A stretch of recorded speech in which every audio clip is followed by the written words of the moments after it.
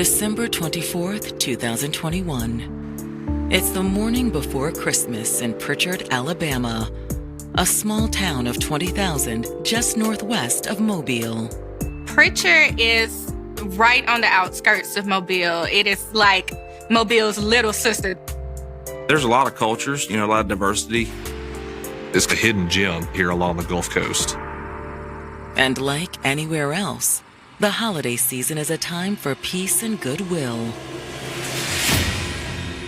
Which is why what's about to happen will be doubly shocking to local resident Demetrius Jordan. What the? Who's thinking that you're gonna hear gunshots on Christmas Eve? Demetrius runs out on his porch to see what's going on. He sees this man pointing a gun at this woman who's laying on the ground in broad daylight. They're in front of his neighbor, Quincy Kemp's house. Hey! I'm calling the cops! He yells out he's gonna call the police. The guy runs away. As the shooter flees, Demetrius runs back inside and grabs his phone. Mobile 911, what's the address of the emergency? Hey, somebody just got shot.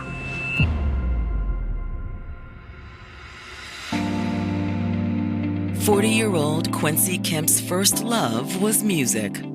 He always liked music. That was his safe space. Because whenever he was stressed out or going through something, he would just get out in the yard and he would play. Quincy was very talented. He played the drums, he played the tuba, he played the trombone, he played the organ, the piano, but his instrument of choice was the trumpet. He played with maybe 3 different bands. When he got accepted to that band, I got it. I was like, what you got? He said, I tried out for the Olympia band. I tried out for the Port City brass band. And I got into both of them. He played with the Mardi Gras band, too. Which was a big deal in Mobile. There's a definite sense of Mobile pride here, and that pride most often comes up when you start talking about Mardi Gras. A lot of people don't know, but Mobile is the founder of Mardi Gras. It's not New Orleans. We had it first, and we're very proud of that. We have a lot of fun during the Mardi Gras season, lots of parades. Nobody does it like us. And we knew when those bands was coming, Quincy was marching.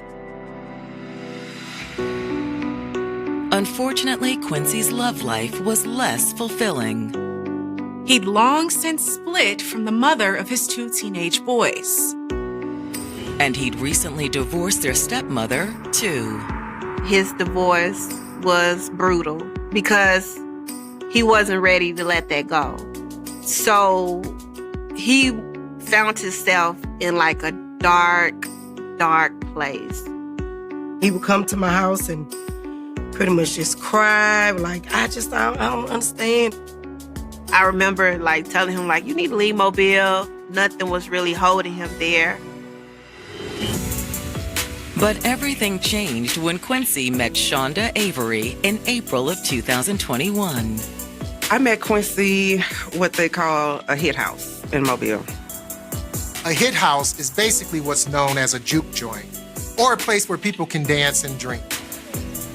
Much like Quincy, Shonda was also going through a divorce. Hey, I'm gonna go to the bathroom. I'll be back. A girlfriend of mine took me out to get my mind off of things.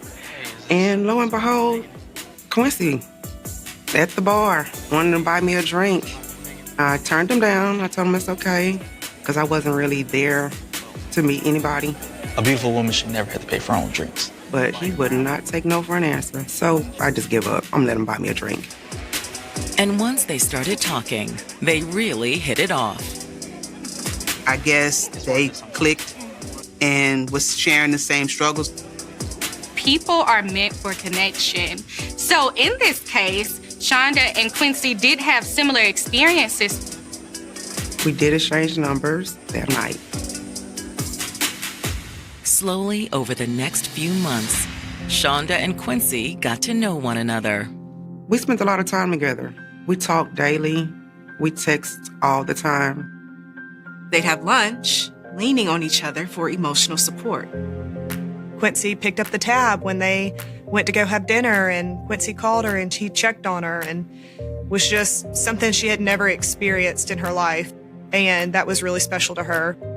Quincy was a gentleman. He opened doors, he pulled out chairs. If I was walking on the side of the curb, he'll push me in on the other side of him. Quincy treated her like a princess. And by the end of September, they were officially dating.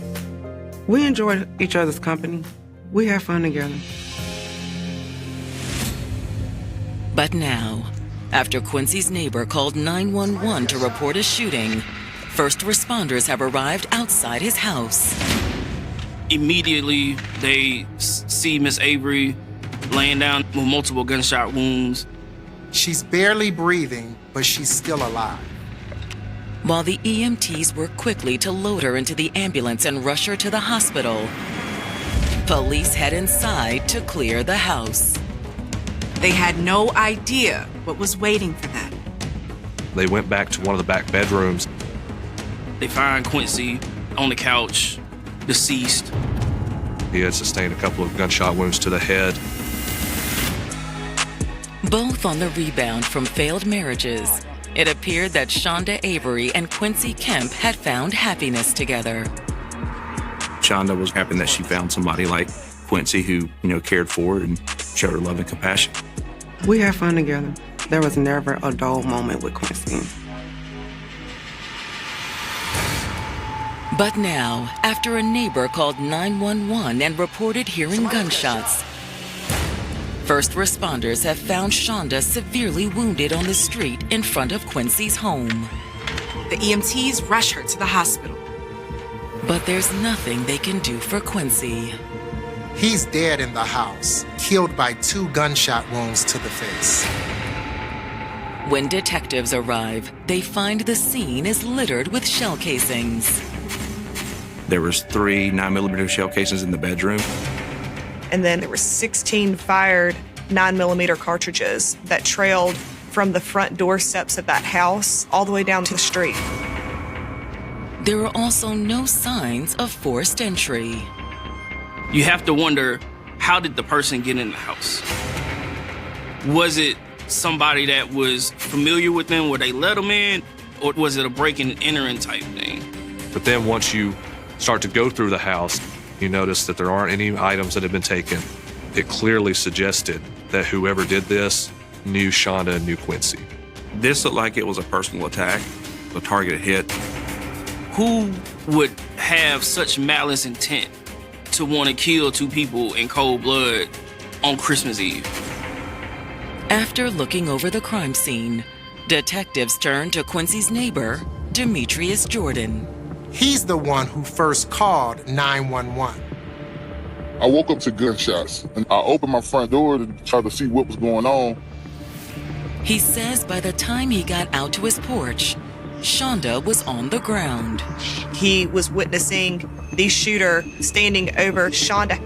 He saw him standing over her and then running off. He stood over Shonda, cocking the gun as if he either jammed up or he was reloading. But considering the number of shell casings at the scene, detectives believe the gun may have just been empty. And I said, I'm calling the police. He struck out running. He was able to give a physical description and also a clothing description. He had seen an individual with a multicolored hoodie on. But the 911 caller was not able to say who the assailant was. He never got a clear look at his face. But since the shooting happened in broad daylight, detectives hope someone else did. So they go next door. Another neighbor of Quincy Kemp said earlier that day he had been outside on his back porch and he had noticed that someone was crawling in through the window of Quincy's house. I seen a guy push that air conditioner right here, and I seen him go in. Once inside the house, the neighbor says the man put the AC unit back in the window. They, of course, ask him, why would you not call police if you saw someone committing some type of burglary? The neighbor said he thought it was somebody Quincy had known. He like the same guy who used to drink and put on the foot. So I thought he had lost it, you know. He said shortly after the individual removed the AC and went in, that's when Quincy, Shonda, and his father showed up. I thought he was in a Cougar family right there. So at that point in time, he says he goes and gets into the shower. But then a few minutes later, he heard gunshots. He says he looks out the window and he sees someone running down the road wearing that same multicolored hoodie that he had, seen the individual going into the house. As detectives finish talking to the neighbor, Quincy's dad pulls up to the scene. Somebody called me who lived behind Quincy. And remind you, this is a small town. We all grew up here. She was like, they're shooting at your brother's house. And while she's talking, you can hear the shots in the background. Bow, bow, bow, bow, bow, bow. So I called my dad. His father was nearby when you got a phone call saying that there was a shooting at Quincy's house. And then he went back to the scene. Speaking with detectives, he's stunned to learn his son is dead. He said he'd only just left. Quincy's father actually met him at his house that morning while he was getting a ladder from him to do a job around the corner. Quincy had done work with his father for years. They worked construction jobs together. I was going to get the ladder, but Quincy drove up behind me. Quincy helped his dad load the ladder into the truck. Then his dad took off to go to his job, just a few blocks away. This guy is literally around the corner with his child being killed. Although he didn't know that until he'd driven back to Quincy's house, just to make sure everything was okay. He saw the police personnel and then the crime scene tape up, so that's when things began to sink in with him that Quincy may not be okay. Asked if he'd gone into the house while he was picking up the ladder, Quincy's dad says no. He's also pretty sure that Shonda had not gone inside either until he had pulled off. He says Shonda was there because he thinks she spent the night with Quincy. And he wasn't very happy about that. My dad didn't approve of the relationship. I was telling him to get rid of her. And when asked why, his answer is simple. Shonda was still married. The father of shooting victim Quincy Kemp has just told detectives that Quincy's girlfriend, Shonda Avery, is married. Shonda, also gravely injured in the shooting, has already been rushed to the hospital. Quincy's father says that Shonda's husband is a man named Maurice Sashington. She was going through a divorce, but it has not been finalized. Has he ever talked about having any type of physical altercation or confrontation with Maurice? He ain't never been that kind of fella, you know. He wasn't a fighter. However, he does admit there have been some strange events happening lately.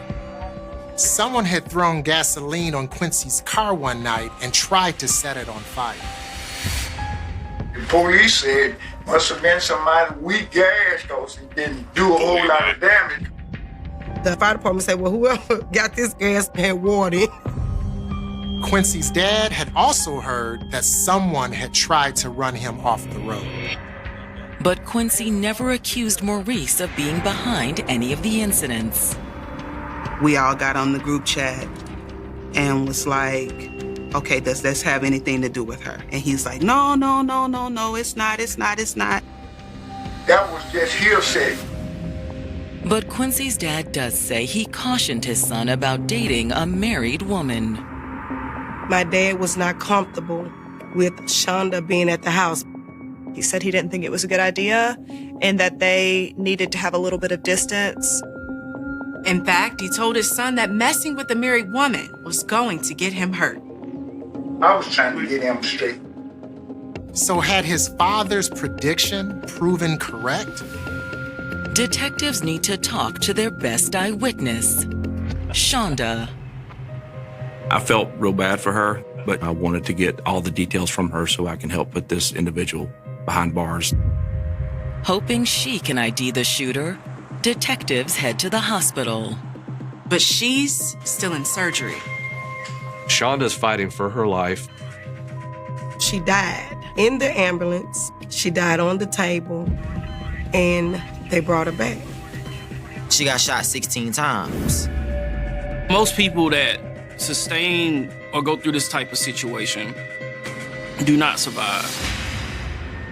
So for the time being, there's nothing the detectives can do but go back to the office and run Maurice's name through their system. He didn't have a terrible, violent history involving criminal charges. There wasn't anything just completely outlandish to suggest that he was capable of doing something of this nature. But they do discover that Shonda had taken out a protection order against Maurice shortly before the shooting. She claimed Maurice had been stalking her. He would call me, he would text me and let me know that he was sitting outside my house. The order also showed that Maurice had sent Shonda a series of odd, vaguely threatening texts. He sent a song by Tupac called Troublesome, and she listened to the song and, she knew that, there could be something to the threats that he was making. With Maurice now a person of interest in the murder, detectives issue a be on the lookout for him. The first thing investigators did was try to start apprehending him to get a statement for him. They went to his house. He wasn't there. They talked to family. They hadn't heard from him in a couple of days. His family members were uncooperative.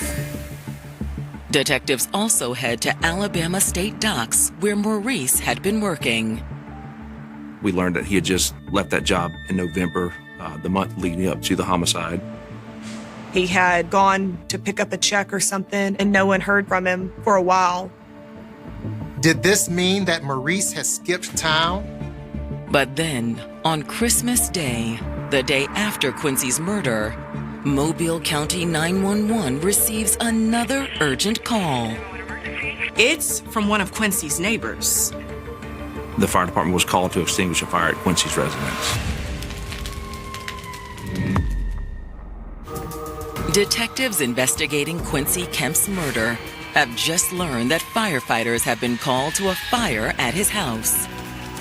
Not even 24 hours after the shooting took place, on Christmas Day, someone lit the home on fire. By the time detectives made it to the scene, firefighters had the blaze under control. Entering the charred bedroom, the detectives immediately suspect arson. Looking at the area where the fire was started in relation to where the shooting transpired, we knew it was the individual who committed the murder, came back and tried to destroy that area of the house where the crime took place. I believe that was intentionally done to try to destroy any evidence that may be in the house. Unfortunately, there was still nothing at the scene that could tie Maurice or anyone to the shooting or the arson. With Maurice in the wind, detectives catch a break when several days later they get a call from a supervisor at the docks in nearby Pascagoula, Mississippi. He stated that he knew Maurice was a person of interest in the case and wanted to give police some info. He said that Maurice had worked for him the days prior to and just after the murder. The supervisor says that he hasn't shown up for a couple of days now. However, he has a friend that's a coworker there named Red that is pretty familiar with Maurice and could possibly have more information on his whereabouts. Detectives head over to Pascagoula to track down Red. His real name is Jerome Wilson. And Jerome agrees to speak with detectives. He said that he knew Maurice from working various dockside jobs with him. So how long have you known Maurice? I'd say about 3, maybe 4 years. He said he'd actually spoken to Maurice about 2 days prior. He felt very conflicted about the whole situation. Asked about Shonda, Jerome says Maurice had mentioned that they've been having problems. I remember they were going through a divorce. But to Jerome, It seemed like Maurice had been handling the situation well overall. He said that it just wasn't going to work out, and they both decided to part ways. It was a mutual thing. So he says he was shocked when he saw on the news that Shonda had been shot, and the police were looking for Maurice. He fooled me, ain't she that? He had one idea of who this person was based on who he was at work. And so then to look on the news and see that he's possibly committed a crime such as this, that was moments of disbelief. It can be very difficult to be the person who is close to someone who commits a crime because you feel like you know a person, and then to find out that they could do something so terrible makes you wonder, do I know anyone? In fact, Jerome says he was so shocked that he'd actually called Maurice. Jerome asked, like any friend would, what's going on? What happened? Like, you know, what they said on the news. So he admitted that the news was right about him being the guy? I ain't gonna say that he admitted. I ain't gonna say that. He didn't deny it, though. I can't tell that. No, he didn't deny. He didn't deny it, and he didn't confirm that he did it. Jerome tells detectives that Maurice was also cagey with him about where he was headed. He told me it was in the mountains. He finishes the conversation by telling Jerome that he's going off the grid, and that was the end of the conversation. Jerome says that when he tried to call Maurice back again later, he couldn't reach him. It seemed like he disposed of that phone, didn't want anyone tracking that phone number to be able to find his location. From Jerome's statement, detectives are now all but certain that Maurice is the man who killed Quincy and shot Shonda 16 times. But they still can't prove it. And then the case takes a turn for the good. Shonda is out of ICU and is able to talk.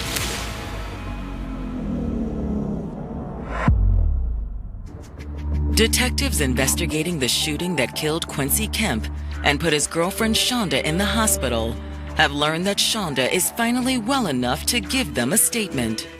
The fact that Shonda miraculously survived was huge for investigators. Shonda really blessed. God was with her. Detectives head to the hospital to interview her. You could tell she was in a lot of pain, but her recollection of the events was as raw as the day it happened. I recall every moment, every day. Miss Avery showed a great amount of strength. Shonda starts out by explaining that she'd been married to Maurice for about 2 years, but they'd known each other far longer. Maurice and Shonda had been in a kind of on-again, off-again relationship for years. They share a 4-year-old daughter together. The beginning of my relationship with Maurice was awesome. You got this puppy love, and you want to be away from that person. But after the birth of their daughter, Shonda says everything changed. He started drinking a little more than usual. He showed me his true colors after he got the wife and the child. Shonda said he would just explode and become angry a lot. He would leave me places when he got drunk. He would embarrass me and cuss me out, but he's never hit me, struck me, pushed me. He gave no indication that he was violent. But Shonda says their trip to New Orleans in the spring of 2021 was the last straw. On my birthday, we went to New Orleans, and he got upset. He embarrassed me walking up Bourbon Street and just cussed me out. And I was boohoo, not crying in front of hundreds of people. After that, Shonda filed for divorce. She told him she didn't want to be with him anymore and that she didn't love him anymore. Then she met Quincy. It wasn't until she met Quincy that she realized, I can do better. I deserve better. There's people out there that will treat me better. I can imagine that it is very difficult to transition from toxicity to health. It was at this point, she says, that Maurice started stalking her. It really amplified things when he found out that she had a relationship developing with Quincy. This is also when he started sending her violent messages. He would call me, he would text me and let me know that he was sitting outside my house. That's when I put the protective order in for him to stay away. She had trespassed him from her home. She had filed for divorce. She had done everything that she could to distance herself from this. She says that he responded with death threats against her and Quincy. I thought he was just blowing off steam. I would never have imagined in a million years that he was capable of doing something like this. When questioning turns to the day of the shooting, Shonda tells detectives she is sure it was Maurice that pulled the trigger. What I need you to do on my quarter right here, I need you to tell me who exactly shot you. Is it on? Yeah, it's on. You can talk to it. Okay. Oh, Maurice actually just shot. Then she walks them through what happened. I spent the night over Quincy's. That next morning on Christmas Eve, she said they ran to the store and came back to the house. Man, Quincy had just pulled back up and come to the store, and his dad was already there. My dad came over to say, no, give me the ladder. They had some small talk outside. And he got the ladder for his father. Quincy got the ladder and put it on his father's truck, and then the father left Quincy's residence, and Quincy and Shonda went inside Quincy's house. According to Shonda, they went back to the bedroom where Quincy sat down on the couch. Hey, have you seen my cigars? When I looked up, I see Maurice. He had a gun. He had it pointed right at Quincy's head. It was frightening. Quincy was sitting on his couch. He was defenseless. Maurice! No! Shonda hollered his name. I know for a fact that my brother was terrified. And so was Shonda. I was scared out of my mind.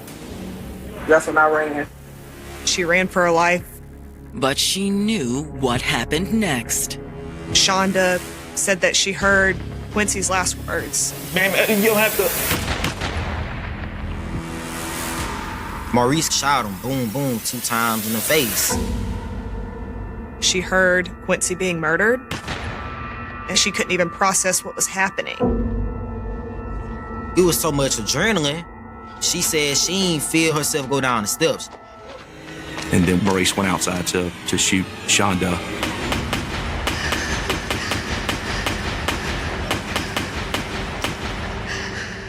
She described it to me. She just felt her legs go limp, and she felt herself falling to the ground. When she got to the street, she lost consciousness.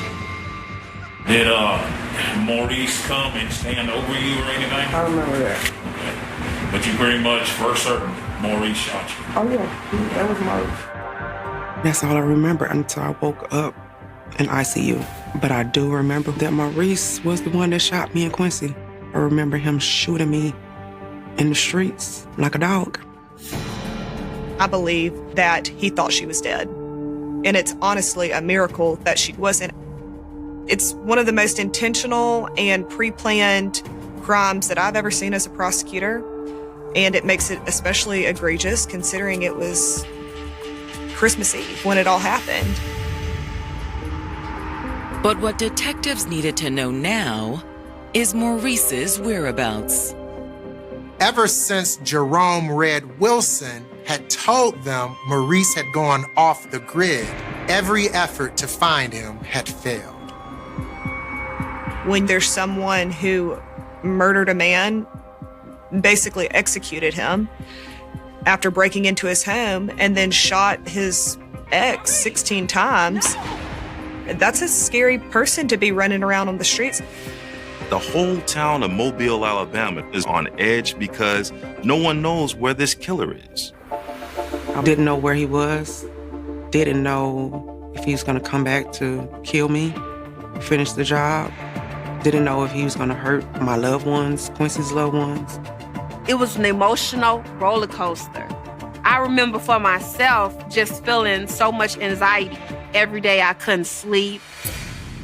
Then, after 5 agonizing months, detectives get a new lead when an old source reaches out. Homicide? Jerome Red Wilson gets a call from a random number, and that person that's calling him is none other than Maurice Sashington. And according to Jerome, Maurice had given him a clue about where he was hiding out. He said something about meeting him in Las Vegas. After 5 frustrating months of trying to bring Maurice Sashington to justice for the shooting that left his estranged wife Shonda critically injured and killed her boyfriend Quincy Kemp, detectives finally have a lead on the fugitive. Homicide? According to his friend Jerome Wilson, Maurice had called him a couple of days ago and asked if they could meet up in Vegas. When we spoke with Red, he mentioned that he was somewhere outside Las Vegas in that area. Jerome says at first he had no idea it was Maurice calling him. There wasn't no number I was familiar with. But it soon became clear once Jerome picked up the call. In that conversation, Maurice is telling him he's in the mountains near Vegas now, ways away from Mobile, Alabama. But then he also told Jerome, anyone who tells on me is going to have problems. I mean, I took that as a threat. Despite that, Jerome went ahead and spoke with detectives, giving them Maurice's new phone number. Red's decision to give up essentially his friend was a very difficult one to have to make. The idea of either keeping myself safe or keeping someone else safe was at hand here. Using the new cell phone number, detectives are able to pinpoint Maurice's location. They were able to trace that phone out to the remote area in Las Vegas, Nevada. We knew that we had to act on that fast. Once we got a location of where he was staying, we reached out to the field office in Las Vegas. We found Maurice Sashington living out of his vehicle with a bunch of burner phones. He was trying to make it to Mexico, and they got him. Hey, sideways for feet. More. Follow it. Bring your right foot inside. There you go. Quit moving around. Just face the truck, bro. You're all worked up. Relax. As soon as the detectives hear that Maurice has finally been captured, they fly out to Las Vegas to question him. But the trip turns out to be a waste. Plan was going to talk to you, but you don't want to talk to us. Say. Not without a lawyer, Brandon. But regardless, Maurice is extradited to Alabama to face the charges. Once the news broke that Maurice was apprehended, you could really sense this wave of relief and calming emotion really go over the community. The detective called me and was like, Tosh, we got him. I was like, what? Like, we got him. I was shouting. I was like, thank you, Lord. My sister Tasha called me, and she was just screaming, they got him, they got him, they got him. And I was just like, oh my God, I had to pull over my car. And we prayed and we cried and we gave God thanks. And then I called Shonda, and then we were just so excited that they got him. He was no longer a harm or danger to anybody else. Still, Quincy's family doesn't just want a conviction. They want him punished to the maximum extent of the law. We were going for the death penalty.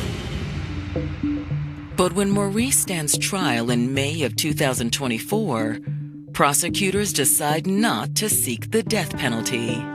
We do have the death penalty in Alabama. We save the death penalty for the absolute worst of the worst. This murder was really an isolated incident in Maurice's life. He had lived most of his adult life without really any issues at all. So we felt that the appropriate punishment would be life without the possibility of parole. And the prosecutors are confident they can get it. We had physical evidence, we had eyewitness testimony, we had evidence of flight. But most of all, they have Shonda, who takes the stand and tells the jury how Maurice killed Quincy, shot her 16 times, and left her for dead. Trials are always gut-wrenching, and our evidence has to come from the witnesses. We can't ask the officer to tell the jury what Shonda said. Shonda has to be able to do that. There's a lot of people that will not come forward. They won't follow through with what needs to be done to ultimately get justice. And that's something that Shonda did. My experience with the trial was emotional. Having to relive everything. Having to see him every day. Having to look at his emotionless face. He said nothing. He sat there, just a blank face. It was a lot to take in. He's a monster. She is one of the strongest people that I have ever met. She was brave, she was courageous, and she got up there and she told every single bit of it. When it's the defense's turn, they try to counter Shonda's testimony the only way they can, by calling her a liar. They argued that she was trying to pin the shooting on her estranged husband out of spite. But in the end, Shonda's testimony against her would-be killer makes all the difference. All 12 jurors agreed beyond a reasonable doubt that he was guilty of attempted murder, and he was sentenced to life without the possibility of parole. The sentence doesn't go far enough for some of Quincy's family. My sisters, they kept telling me, a win is a win, but I still don't think justice was served. If he would have got that death penalty, I would have felt a whole lot better. Life and just being in jail, that's easy way out. However, Maurice isn't the only one still paying the price for what he's done. I continually pray for Shonda. She's had multiple surgeries. Even though she lived to tell the story, she has to deal with this every day. It's constant pain. I get my strength from my children, from Quincy's family, for supporting me this whole time. But it was Quincy who paid the ultimate price. My brother was an outstanding guy. He was a man's man. He took care of his kids. He raised them to be good, godly men. He didn't deserve that. Love on your family. That's all I can tell you. Just love on your family, because one day they're here, the next day they're gone. And you can't bring them back. On the afternoon of January 13th, 1996, a 9-year-old girl named Amber Renee Hagerman was riding her bicycle near her family's apartment complex in Arlington, Texas. It was an ordinary activity for a child, the kind of brief trip that should have ended with Amber returning home. Instead, within a short period of time, she disappeared. What followed was a desperate search, a discovery that would devastate her family, and an investigation that never produced the answer they were waiting for. Amber was only 9 years old. The available account of that afternoon is brief, but one fact is especially important. Her disappearance was witnessed. A neighbor, Richard Tisdale, saw what happened from a window. He observed an adult man approach Amber while she was riding her bicycle. The man took her from the bicycle and carried her away. He then placed her into a dark-colored, described as black, flatbed-style truck and drove away. Tisdale quickly contacted police. That call became one of the earliest known pieces of information in a case that would soon become a community-wide search. The vehicle did not provide investigators with a clearly usable license plate number. The description of the adult male was not sufficiently specific to establish his identity. In 1996, investigators also did not have many of the technological tools that would later become familiar in missing child investigations. Arlington did not have the widespread network of surveillance cameras that exists in many places today. Mobile phones could not provide the kind of location information investigators can sometimes use now. There was no instant nationwide digital alert capable of placing a missing child's description before millions of people within minutes. Amber had simply vanished from view. For her family, however, the disappearance could not be reduced to an investigative problem. She was a child who was suddenly absent. Her family had no way of knowing where she had been taken, whether she was still alive, or what would happen next. That hope shaped the search that followed. Police and members of the local community began looking for Amber. The search produced no sign of her. The case therefore entered a painful period of uncertainty. Investigators had to work with limited information while the family waited for news. A witness had seen the abduction, but the witness could not provide the kind of identifying information that would lead police directly to a suspect. The truck was an important clue, but without a clear license plate or a sufficiently precise identification of the driver, it did not resolve the central question. Who had taken Amber? And where had he gone? 4 days after Amber disappeared, the search reached its most devastating point. On January 17, 1996, a member of the public discovered Amber's body in a creek in northern Arlington. The location was roughly 4 miles from the place where she had been abducted, according to the information available for the case. The discovery transformed the nature of the investigation. What had begun as a search for a missing 9-year-old girl became a homicide investigation. Amber had not simply disappeared. She had been killed. The forensic investigation determined that Amber died from severe head trauma. Investigators believed she had been killed not long before her body was found, but reconstructing every event between the abduction and the discovery remained difficult. The evidence did not provide a complete account of what happened during those missing days. There was no arrest. There was no trial. There was no confession. And there was no identified offender. For Amber's family, the absence of an answer was part of the tragedy. The discovery of her body provided the certainty that she was gone, but it did not provide the explanation that a family might need to understand what happened. The person who approached Amber remained unidentified, and the circumstances surrounding her final hours could not be fully established from the available information. The case also raised a question that would reach far beyond Arlington. What if information about a child's abduction could be distributed immediately? What if radio and television stations could quickly tell the public that a child had been taken, provide information about a suspect and vehicle, and allow ordinary people on roads and in neighborhoods to become additional eyes for investigators? That question became connected to Amber's name. After Amber's death, an Arlington resident named Diana Simone proposed using radio and television broadcasts to rapidly notify the public when a child was abducted. The idea was straightforward. If law enforcement believed that public notification could help locate a missing child, the information needed to reach people quickly. A person listening to the radio might recognize a vehicle. Someone watching television might remember seeing a suspect. A driver might notice a child or a vehicle matching the description. The public could become part of the search while there was still time to act. The name carried a permanent connection to the child whose disappearance had exposed the need for faster communication. Amber became associated with Amber Hagerman, while also being used as an acronym for America's Missing, Broadcast Emergency Response. What began as an idea connected to a local tragedy eventually expanded beyond Arlington and the Dallas-Fort Worth area. The significance of that development is difficult to separate from the unanswered nature of Amber's own case.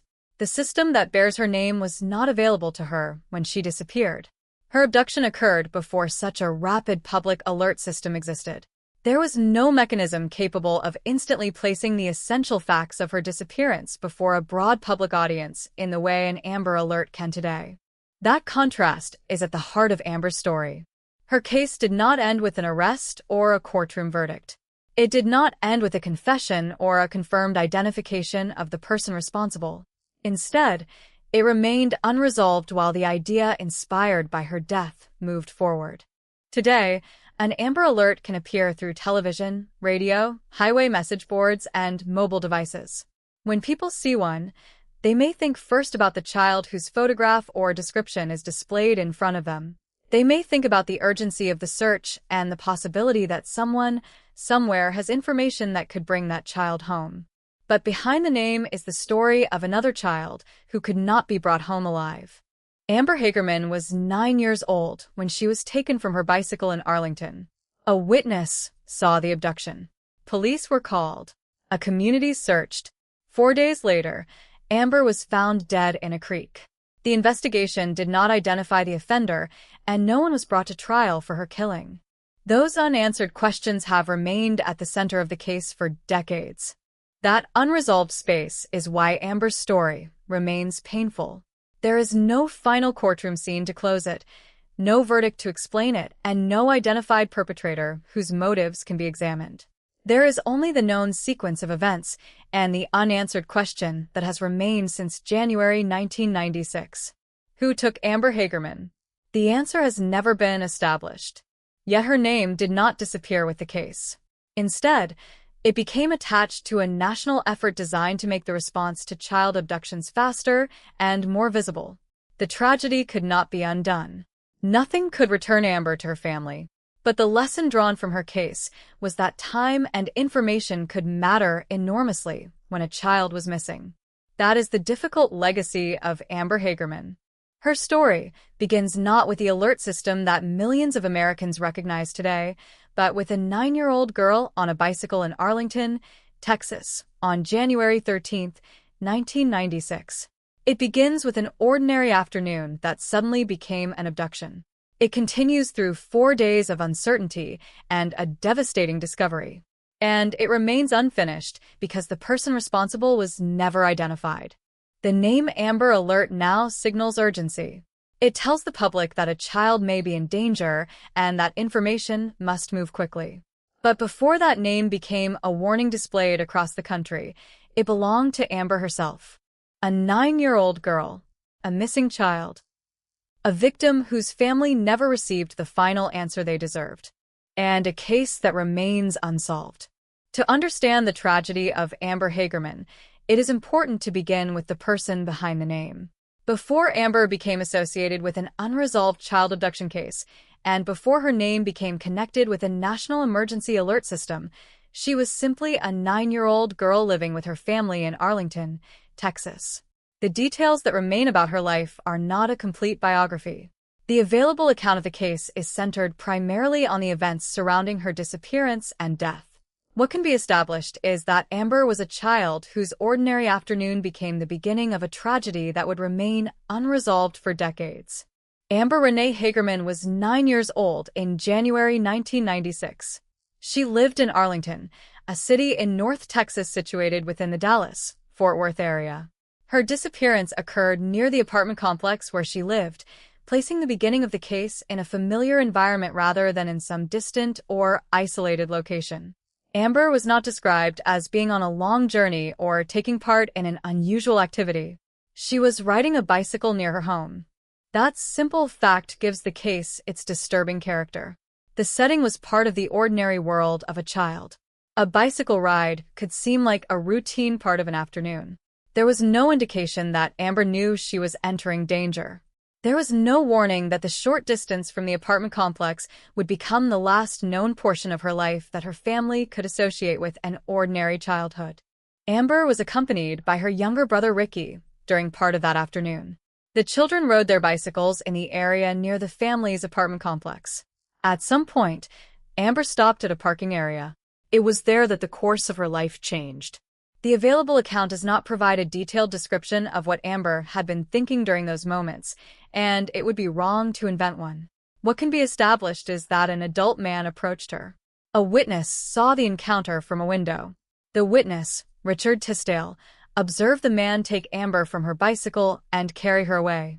That witness account is one of the most significant elements of the case because it means Amber's disappearance was not completely unseen. Someone knew that something had happened. Someone had witnessed a child being taken. The witness was able to provide information to investigators, and police were contacted quickly. Yet seeing an abduction and being able to identify the person responsible are two very different things. The information available about the suspect was limited. He was described as an adult male. He was associated with a dark-colored, described as black, flatbed-style truck. The truck became an important part of the investigation because it was the vehicle used to leave the area with Amber. But the information did not include a clearly usable license plate number, and the description was not sufficiently specific to establish the man's identity. This limitation became one of the central difficulties of the investigation. The year was 1996. The technological environment was dramatically different from the one familiar today. There was no widespread network of security cameras covering residential streets and parking areas. There was no modern smartphone system through which photographs, descriptions, and emergency information could instantly reach large numbers of people. Investigators could not rely on the same forms of digital location data that might exist in a contemporary investigation. Information had to move through more traditional channels. A witness reported what had been seen. Police began their response. The family and members of the community searched for Amber. But the most important piece of information was also the most difficult to transform into an identification. A man had taken a 9-year-old girl and driven away in a truck. For Amber's family, the distinction between information and an answer must have been enormous. They knew she had been taken. They knew a witness had seen it happen. They knew police were searching. But none of those facts revealed where Amber was. The first hours after a disappearance are filled with uncertainty because every possibility remains open. A missing child may still be alive and waiting to be found. A vehicle may still be moving through the area. A person who has seen something may not yet realize that what they witnessed could be important. Investigators must determine which information matters while a family waits for news. In Amber's case, the search continued. The community around Arlington became part of the response. People looked for the missing girl, while investigators worked with the information available to them. Her name, appearance, and disappearance became part of the search effort. The hope was that someone would see something that would lead Amber back home. But no such discovery came during those first 4 days. The setting itself also became important because Amber was not found in the immediate area where she had been taken. On January 17th, 4 days after the abduction, her body was discovered in a creek in northern Arlington. The location was approximately 4 miles from the place where she had been abducted, according to the information available for the case. That distance changed the emotional meaning of the landscape. Places that might previously have been ordinary parts of the city became connected to the investigation. The search was no longer only about finding a missing child. It became an effort to understand how she had traveled from the location of the abduction to the place where she was found. The discovery also brought the most painful certainty possible for Amber's family. The hope that had sustained the search was replaced by the knowledge that Amber was dead. The forensic investigation determined that Amber had suffered severe head trauma. Her death, therefore, became the subject of a homicide investigation.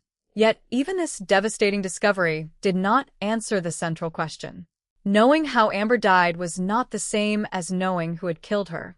Investigators still had to confront the same unresolved problem that had existed from the beginning, the identity of the man who had taken Amber. There was no confirmed suspect. There was no arrest. There was no trial. There was no confession. The case remained open and unresolved. This is where Amber's identity becomes inseparable from the larger history that followed. Her death did not remain only a local tragedy. It became part of a discussion about how communities respond when children are abducted and how quickly information should reach the public. Diana Simone, an Arlington resident, became an important figure in that development. After Amber's death, Simone proposed that radio and television stations should be used to rapidly broadcast information about child abductions. The idea was rooted in a practical observation. Members of the public are everywhere. They drive on roads, listen to radio broadcasts, watch television, and move through communities. If information about an abducted child could reach them quickly, someone might recognize the child, a vehicle, or a suspect. The concept was simple, but its potential significance was enormous. Instead of allowing information about an abduction to remain primarily within the communication channels of law enforcement and the immediate community, the public could become part of the search. The faster the information moved, the greater the possibility that someone might recognize something connected to the case. Amber's story became the reason this idea carried a particular emotional weight. The system eventually became known as Amber Alert. The name honored Amber Hagerman, while Amber was also used as an acronym for America's Missing Broadcast Emergency Response. The development of this system created an unusual legacy. Amber herself could not benefit from the system created in the wake of her death. When she was abducted in January 1996, the rapid nationwide alert structure associated with the Amber name did not yet exist. Her disappearance, therefore, became part of the reason people began asking whether the response to future child abductions could be different. Could information be distributed faster? Could more people be alerted? Could a vehicle description reach drivers while the vehicle was still moving? Could television and radio become immediate tools in the search for a missing child? These questions did not change what happened to Amber. They could not bring her back, but they helped shape a system that would eventually extend far beyond Arlington. That legacy should not obscure the individual at the center of the story. Amber was not an acronym before she was a name. She was not a symbol before she was a daughter and a 9-year-old child. The national system that later carried her name came after her death. The person came first. Her final known ordinary activity was riding a bicycle near her home. Her disappearance began when an adult man approached her and took her away. A witness saw the event. Police were notified. The community searched. 4 days later, Amber was found dead. The distance between those facts is where the mystery remains. The case has no identified offender to provide an explanation. It has no courtroom record in which the evidence was presented against a defendant. It has no verdict that could bring legal closure. Instead, it has a witness account, a vehicle description, a location, forensic findings, and a family left without the answer to the most basic question of all. Who was responsible? That question has endured because the setting was so ordinary and the disappearance was so sudden. Amber had been close to home. A witness was present. Police were called. Yet the available information was not enough to identify the person who took her. For a 9-year-old child, the world around a home should represent familiarity. A bicycle ride should be temporary. A parking area should be part of the neighborhood. The tragedy of Amber Hagerman is that these ordinary elements became the setting of an unsolved crime. And years later, when the name Amber Alert became familiar across the United States, the public began encountering Amber's name without necessarily knowing the child behind it. To understand that name is to remember the beginning. Amber Renee Hagerman, 9 years old, Arlington, Texas, January 1996. A child riding a bicycle. A family waiting for her return. A witness watching from a window. And an ordinary setting that, within moments, became the starting point of one of the most enduring unresolved child abduction cases in Texas.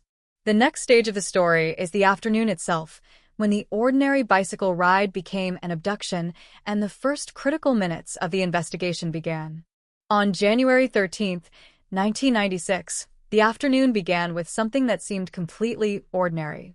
Amber Renee Hagerman, a 9-year-old girl living in Arlington, Texas, was riding her bicycle near the apartment complex where she lived. She was not far from home. She was in an environment that should have been familiar, surrounded by the ordinary places associated with daily life. Yet within a short period of time, the afternoon would become the last moment in which Amber was known to be safe. Amber was with her younger brother Ricky during part of the bicycle ride. The children were in the area near their family's apartment complex. At some point, Amber stopped at a parking area. There was nothing in the available account suggesting that she expected danger or knew that someone was watching her. She was simply a 9-year-old child on a bicycle. Then an adult man approached. The incident was witnessed by Richard Tisdale, a neighbor who saw what happened from a window. His observation became one of the most important pieces of information available to investigators because it established that Amber had been taken rather than simply disappearing on her own. According to the witness account, the man approached Amber, took her from her bicycle, and carried her away. He then placed her into a dark-colored, described as black, flatbed-style truck. The vehicle left the area, carrying Amber away from the place where she had been riding. The sequence happened quickly. For the people who would later reconstruct the incident, those few moments became the center of the investigation. A child had been riding a bicycle near her home. An adult male had approached her. He had taken her. A truck had been used to leave the area. Those were the facts that could be established from the available information. What remained unknown was everything beyond them. Where was the man taking Amber? Why had he approached her? Where was the truck going? And most urgently, was Amber still alive? Richard Tisdale responded quickly by contacting police. His call meant that authorities were alerted to the possibility of an abduction rather than being confronted only with the report that a child had failed to return home. The distinction mattered. The witness had seen a child being taken, and that information immediately gave investigators a specific event to investigate. Police began responding to the disappearance. But the first major obstacle was already present. Although there was a witness, the information available about the suspect and his vehicle was limited. The witness could describe an adult man and a dark-colored truck, but there was no clearly usable license plate number.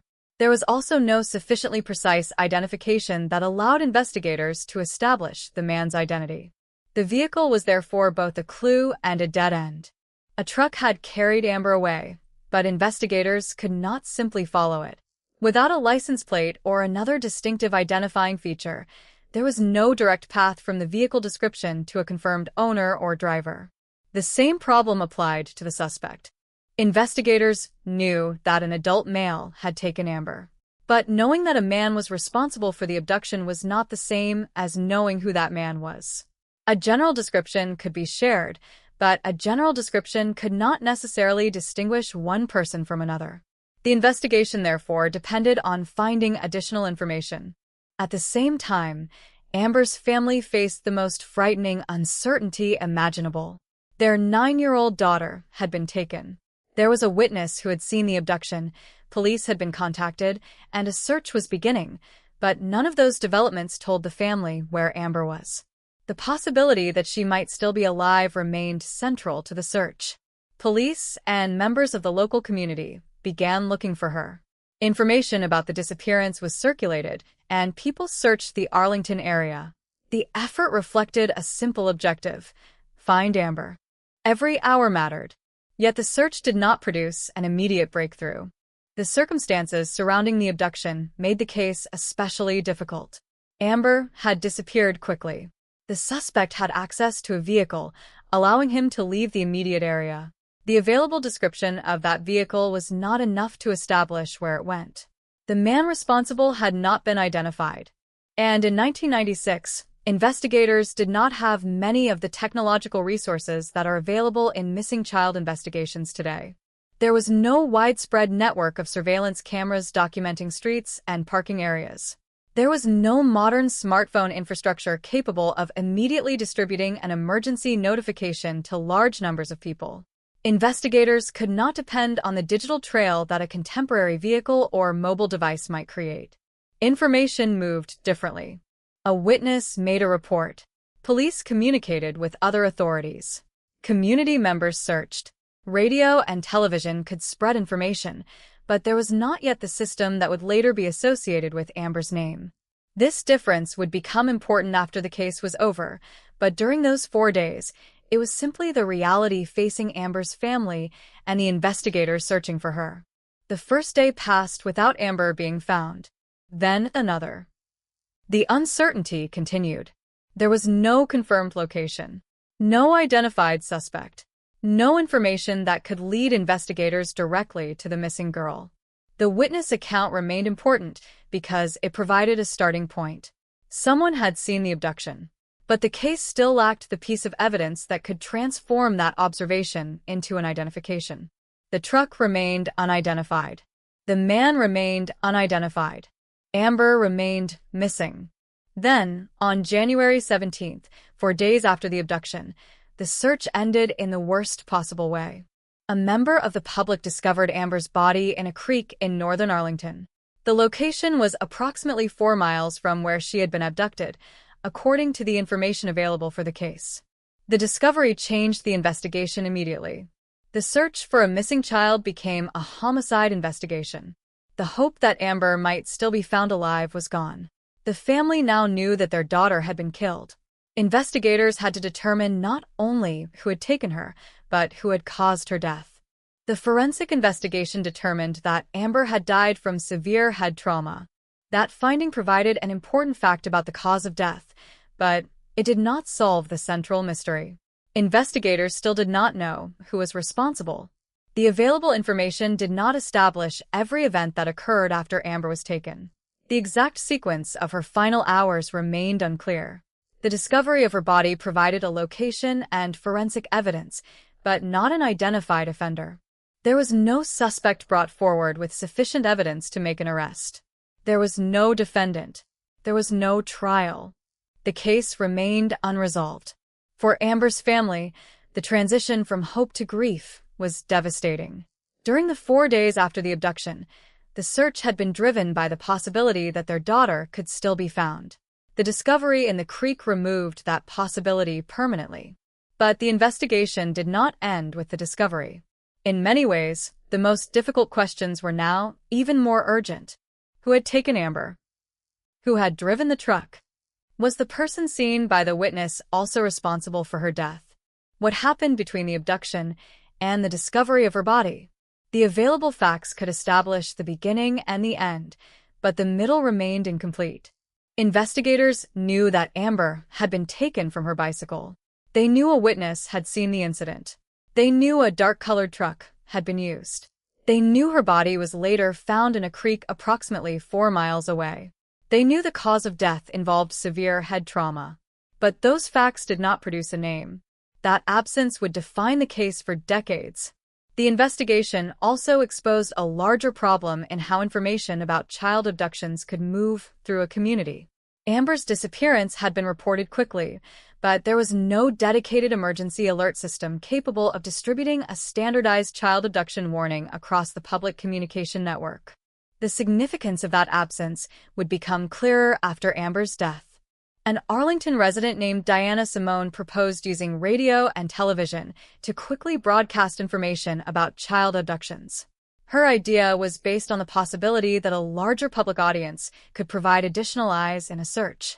If people knew what a missing child looked like, what vehicle might be involved, or what suspect description authorities had released, someone might recognize something important.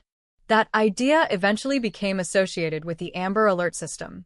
The connection between the system and Amber is therefore rooted directly in the circumstances of her disappearance. Her case demonstrated how quickly a child could be taken and how difficult it could be to distribute information widely enough to reach people who might unknowingly encounter the suspect or vehicle. But the system came too late for Amber. On January 13th, when the truck disappeared from the area, there was no Amber Alert carrying her name across the country. There was no modern emergency notification appearing on mobile phones. There was only the information available to the witness, the police, the family, and the community. 4 days later, Amber was found dead. Her killer remained unidentified. The tragedy of the incident lies not only in what happened to a 9-year-old child, but also in how abruptly an ordinary afternoon became a life-threatening disappearance. Amber had been riding her bicycle near home. A man approached. She was taken. A truck drove away. Those few moments created a chain of events that could not be reversed. The case would later inspire a system designed to make future responses faster. But at the center of that history remains the incident itself, a child taken in a matter of moments, a witness who could report what he had seen, a vehicle that could not be fully identified, and a search that ended 4 days later with the discovery of Amber's body. The investigation had begun with the hope of bringing a missing 9-year-old girl home. Instead, it became an unresolved murder investigation. And the most important question remained exactly where it had been from the beginning. Who was the man who took Amber Hagerman? More than decades later, that question remains unanswered. Once Amber Hagerman was reported missing, the investigation began with one crucial advantage. Someone had witnessed the abduction. Richard Tisdale had seen an adult man approach Amber while she was riding her bicycle near the apartment complex. He saw the man take her from the bicycle and place her into a dark-colored, described as black, flatbed-style truck. He then watched the vehicle leave the area. Tisdale quickly contacted police, giving investigators a starting point that many missing child cases do not have. But a starting point is not the same as a solution. The first task was to determine what could be established about the man and the vehicle. The witness could provide a description, but the information was limited. There was no clearly usable license plate number. The description of the adult male was not sufficiently specific to establish his identity. The truck was therefore an important investigative clue, but it did not lead directly to a confirmed suspect. Investigators were left with a sequence of facts that was clear in its broad outline, but incomplete in its details. Amber had been riding her bicycle. A man had approached her. He had taken her away. A dark-colored truck had been involved. The vehicle had then disappeared from the immediate area. Somewhere beyond that point was the answer to what had happened to Amber. The investigation, therefore, depended on locating her as quickly as possible. Police and members of the community began searching for Amber. The effort was driven by the possibility that she was still alive and could still be recovered. Information about her disappearance was circulated while investigators worked with the witness account and the available description of the suspect and vehicle. The circumstances created an urgent problem. Amber was a child, and the person who had taken her had access to a vehicle. That meant the distance between the original location and wherever Amber had been taken could increase rapidly. Investigators did not have the advantage of knowing the destination of the truck. They could not simply establish a confirmed route and follow it to a specific location. Instead, they had to work outward from the last known point. The investigation took place in 1996, an era before many of the technological tools that are common in investigations today. Arlington did not have the widespread surveillance camera network that could potentially preserve images of vehicles and people moving through a neighborhood. Mobile phones could not provide the kind of location information that modern investigators may sometimes obtain. There was also no nationwide emergency alert system dedicated specifically to abducted children. These limitations mattered because the case depended heavily on information moving quickly. A person could have seen the truck without knowing that it was connected to an abduction. Someone could have encountered a vehicle on a nearby road without realizing that it was relevant. A person could have remembered a detail only after hearing that a child was missing. The challenge was getting the essential information to as many people as possible while the search was still active. At the time, however, there was no standardized Amber Alert system carrying that information across the public communication network. The search continued. For 4 days, Amber remained missing. During that period, the central questions remained unanswered. Investigators did not know where she was. They did not know who had taken her. They did not know what had happened after the truck left the area. The witness account provided a description of the beginning of the incident, but the rest of the timeline remained unknown. Then, on January 17th, the investigation changed completely. A member of the public discovered Amber's body in a creek in northern Arlington. The location was approximately 4 miles from the place where she had been abducted, according to the available information. The discovery gave investigators a location, but not an explanation. Amber had been found dead. The forensic investigation determined that she had died from severe head trauma. This finding established the cause of death, but it did not identify the person responsible. Investigators still had to reconstruct what had happened between the moment Amber was taken and the moment her body was left in the creek. That gap became one of the most difficult aspects of the investigation. The known facts provided 2 points on a timeline. The first was the abduction near the apartment complex. The second was the discovery of Amber's body 4 days later. Between those points was a period that investigators could not completely reconstruct from the available information. The truck remained an important clue because it had been associated with the abduction. Yet there was no confirmed license plate number that could provide investigators with an immediate identification. The description of the man was also insufficient to establish who he was. The investigation, therefore, had evidence of an abduction but no identified offender. There was a witness, but the witness could not provide a complete identification.